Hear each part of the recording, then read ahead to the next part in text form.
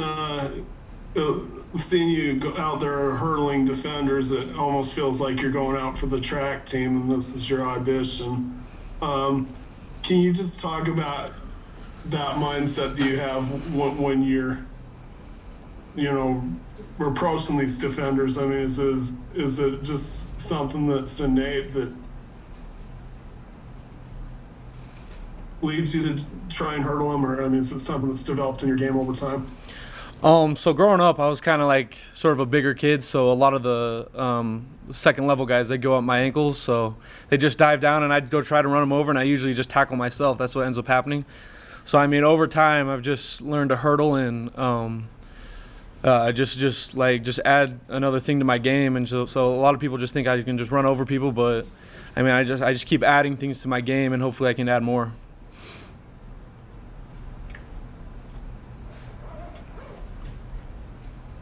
Mason, I wanted to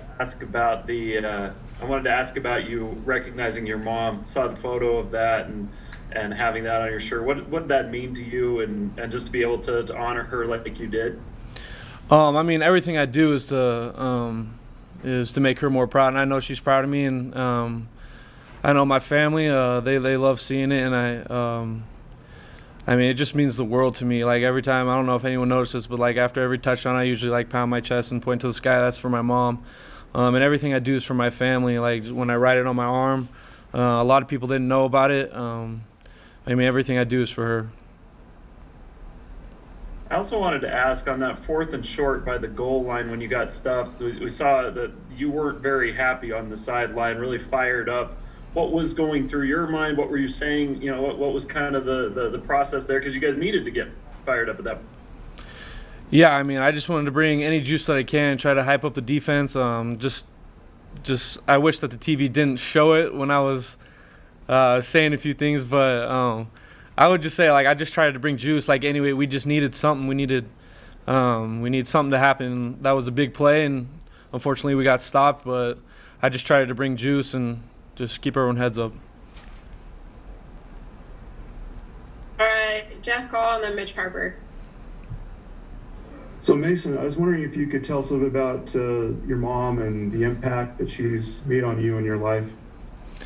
Yeah, so just growing up, it was a pretty normal life, and then just when I was almost 9 years old, she passed away from cancer. I think she had it for a couple of years.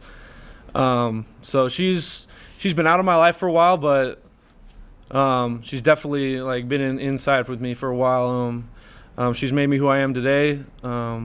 The trials that I've been through has made me stronger, and just everything I do is for her. And I know she's with me each and every day, and I like to live life that way. What kind of reaction have you gotten since Friday night with people seeing that shirt and that tribute? Just whether in person or on social media or whatever, what's that been like, the reaction you've gotten? The reaction's been awesome. I didn't know, like, I had no intentions of it blowing up, but it kind of blew up. I would say, like, a lot of people didn't know my story and didn't know why I wrote Mom on my arm, but it definitely got the message out there. I just asked Kalani, I texted him before the game, I said, is this okay to do? Just to get the message out there, because a lot of people didn't know why I put Mom on my arm. But I just wanted to represent her, and it was cool doing it. Mason, when you were coming out of high school, you picked BYU as a preferred walk-on. What made you choose BYU over some of the other schools that maybe showed interest in you coming out of high school?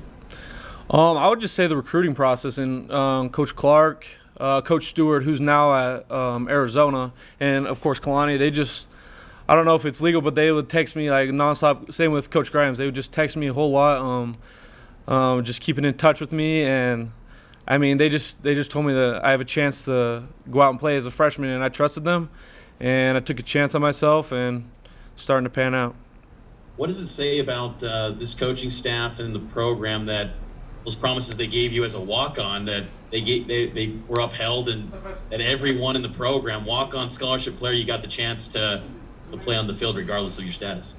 Yeah, I mean, they just treat everyone the same, either walk-on, preferred walk-on, scholarship. Kalani doesn't – he told us the other week that he doesn't tell anyone that who's put on scholarship after they've been a walk-on, so because like they don't want them to be viewed differently. I just say I respect that so much. That means like because no one's treated differently. If you're good enough to play, you'll get on the field and play.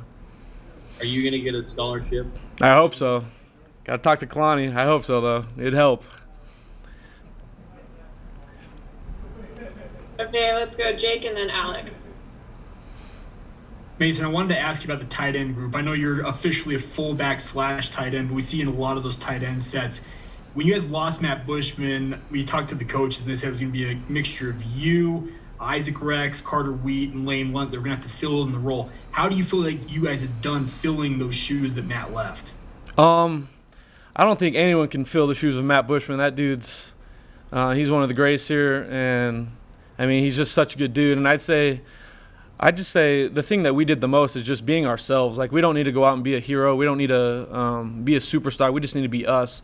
And as long as we do that, we knew we'd be successful. But I mean, Matt Bushman will go down as one of the greats here, and we just need to be us.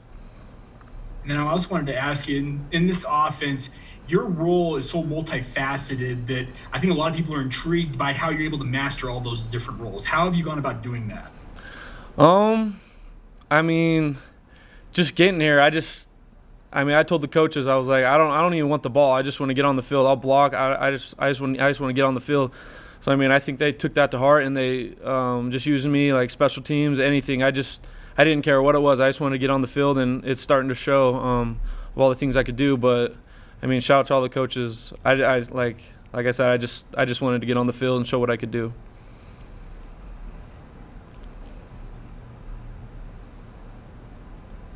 The other day, Dax kind of said that having fans in that Houston game helped fuel you guys to make that comeback late.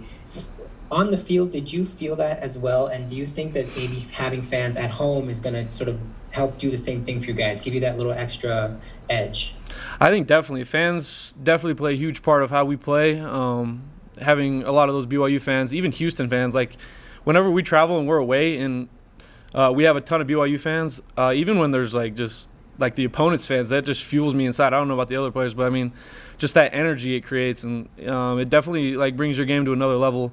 But we've played good without fans, but I think it'll help a lot playing with fans. Okay, let's go Shep and then Hunter. Mason, the way that you're being used in the offense is just another example of the number of weapons that the offense has at its disposal.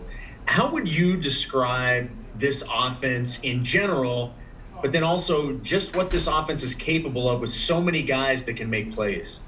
Yeah, I'd say we're a wide zone team that in the run game, and then passing, we could just do pretty much whatever we want. And having those weapons like Dax, Gunner, and all those other receivers, and especially having Zach and his leadership, I'd just say like we're just a very complex offense, and we can like we run. I don't remember what Grimes said, but he said like we run few plays a million different ways, and just having that, just being able to like read a defense and like just having to roll with it and make these play calls. And I just think like having all these leaders, I think the leaders definitely are a reason why the offense is going the way it's going, and our coaching staff, but definitely the leaders having the big impact. Mason, you exploded onto the scene this season in the last few weeks. You know, your Twitter following has blown up. You know, BYU fans are renaming their Twitter accounts to your name and stuff like that, even getting attention from national people. PFT commenter I saw tweeted about you. Just, I'm wondering, what have the last few weeks been like, you know, on social media, on campus, within the locker room, just kind of bursting onto the scene here? Oh, I mean, it's definitely cool, but like Coach Mateo says, like we don't want to drink the poison. It's really cool to be acknowledged on social media and all that, but right now we're just focused on what we have ahead, Texas State, and it's definitely cool getting that attention, but we got to go week by week and don't drink the poison. All right, last two questions, Jay and Sean. Yeah, Mason, everybody talks about kind of the new normal in the pandemic and how the players are reacting. is that the pandemic still omniscient in your daily routine, or is it almost a case where you guys kind of forgotten there's even a pandemic going on? I would say outside of football, we definitely have to take precautions of what we do and what we sacrifice so that we can have this season keep going. But I mean, like as far as like football games and like practices, I mean, it just feels normal and like we adapted, and it honestly feels pretty good. Like we don't have a lot of those distractions at practice and none of that other stuff. But I mean, like out in the field when there's no fans, there's no anything because of the pandemic. I mean, it's just football, and that's just what a lot of the guys like to do, and it's been really fun.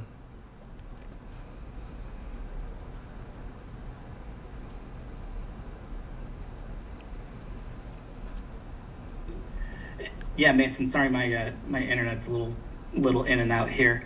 I feel kind of bad asking this question after that really good response on just big picture issues and whatever. But I want to get super granular on kind of your blocking, because as a fullback, you are sort of a kind of a block first running back, I guess, for lack of a better term. Is that something that you take pride in? It's just you know, you've been getting all of these social media hits for hurdling guys and running the ball, but do you take pride in just being able to like lay out the perfect block and kind of set guys up and protect Zach in the pocket and that kind of thing too? Yeah, I'd say definitely. That's why I'm here is just to hit people hard and just block, and all the other stuff falls into place. But like as far as blocking and catching the ball, I get way more joy out of blocking and pancaking someone and blocking for one of my dudes than catching a ball. But I'd say like just whatever I do, I'm just trying to bring energy to the team and just just bring energy. All right, thanks, Mason. Yep.